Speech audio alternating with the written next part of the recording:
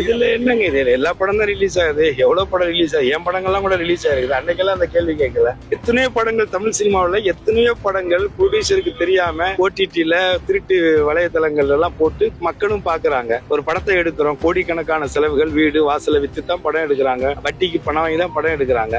அப்படி எடுக்கிற படத்தை கொஞ்சம் கூட ஒரு கூச்சநாச்சம் இல்லாமல் திருட்டுல உட்கார்ந்து பார்க்கக்கூடிய மனநிலை மக்கள்கிட்ட இருக்கா இல்லையா?